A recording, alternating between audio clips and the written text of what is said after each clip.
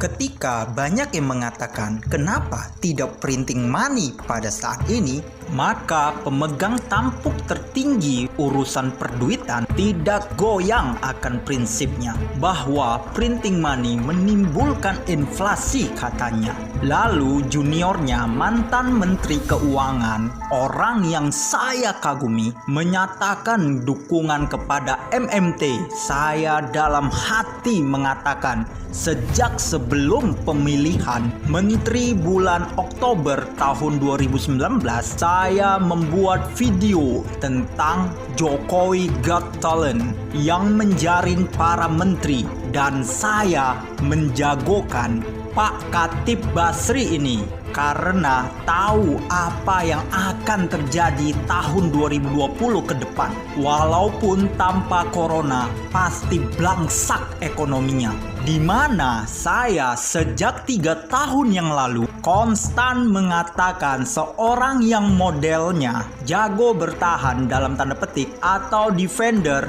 tidak cocok menghadapi economic Edward, bahkan mengerti juga tidak tentang ekonomi dalam keadaan perang. Perang itu punya rumus, the best defense is good offense. Pak Khatib Basri masih muda, pembelajar, berpengalaman, dan up to date dengan ilmu ekonomi kekinian. Juga MMT sebagai garda terdepan New Economic Model bisa dia pahami.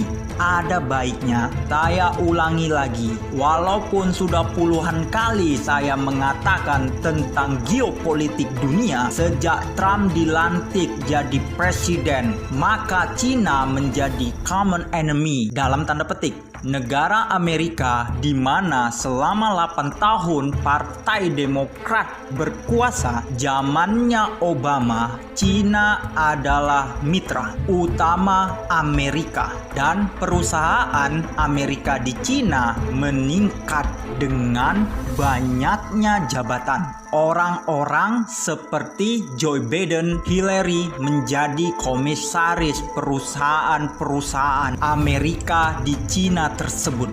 Catatan, nanti kalau Joe Biden menang melawan Trump di November 2020 bisa balik lagi hubungan Cina dan Amerikanya membaik. Beda dengan Demokrat menunjuk Sanders tanding melawan Trump. Sanders bukan berperang melawan Cina atau bekerja sama dengan Cina. Tidak keduanya. Sanders punya perangnya sendiri, yaitu melawan climate change. Sejak 2017 ketika Trump menjabat Januari, kurang dari 6 bulan setelah itu Amerika melakukan tarik dolar atau dollar go home, di mana tujuannya jelas, kendali dolar dan mulai tekan Cina. Kembali ke tanah air Indonesia, di mana sistem keuangan yang biasa mengikuti yang punya kekuatan dalam tanda petik, maka sulit Indonesia bisa berdaulat jika otak cara melihat safety valve atau katup pengaman dari ekonomi adalah dolar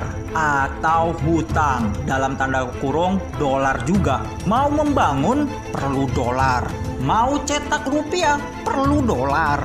Begitu nggak dapat dolar dari Fed atau World Bank, pakai instrumen investment banking swasta. Juga idenya cari dolar buat global bond dengan tujuan pinjam dolar.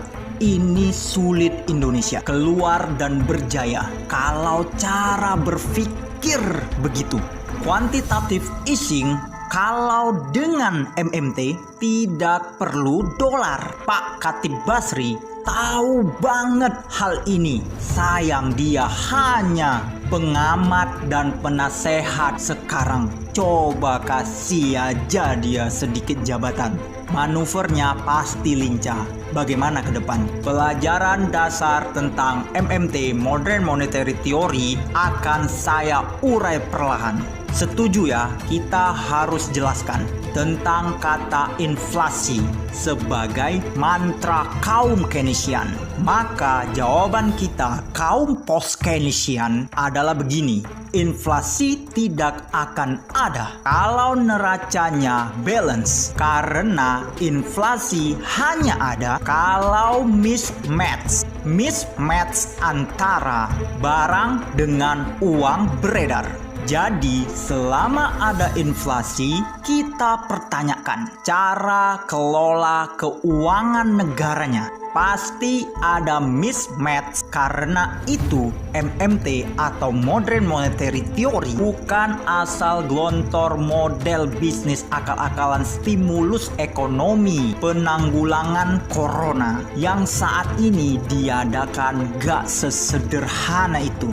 Harus dibaca dulu di mana mismatch-nya selama ini. Di mana mismatch-nya berdagang, berbisnis, bernegara. Saat ini selama 6 tahun ini, katakan keras, jurus gelontor uang masa krisis beda dengan jurus gelontor uang masa normal, apalagi jurus gelontor uang masa perang. Ekonomi kanker stadium 1 dan 2 cocok dengan printing money berbasis proyek, yaitu engine industri masih jalan sampai 60%. Kalau sudah seperti sekarang, ekonomi sudah kanker stadium 3, mesin industri sudah turun hingga tinggal 30%, untuk printing money-nya harus ditambah berbasis SWF, Sovereign Wealth Fund, berbasis stok cadangan, deposit negara, dan manufaktur industri independen. Tidak bisa lagi hanya berbasis proyek, harus ditambahi. Sekarang pertanyaannya, apa itu industri independen? Industri yang tidak ada bahan impornya, modal semua dalam bentuk rupiah dan barang dalam negeri. Itulah industri yang harus dibangun dulu, digelontorkan pakai printing money berbasis SWF. Dipilah-pilah industrinya. Sekali lagi diingatkan, harus sektor produksi independen, tidak boleh sektor trading atau perdagangan. Apalagi sektor jasa ala-ala les online gratisan di YouTube yang dibayar triliunan. Waduh, itu mah tidak terampuni lah. Pokoknya gobloknya. Mengapa tidak boleh unsur-unsur tersebut, terutama perdagangan? Faktor perdagangan itu untungnya terbatas, naiknya terbatas. Faktor produksi sebaliknya bisa 10 sampai 20 atau 30 kali naiknya atau untungnya. Ini baru efisien pendanaan printing money untuk sektor produksi. Jadi ngapain sih masih terima asing-asing? Ampun deh ngelolahnya. Kapan lagi mau percaya sama kekuatan bangsa sendiri? Ini bantuan dalam negeri sudah gigi 5, sudah siap. Ayo jalani, ayo.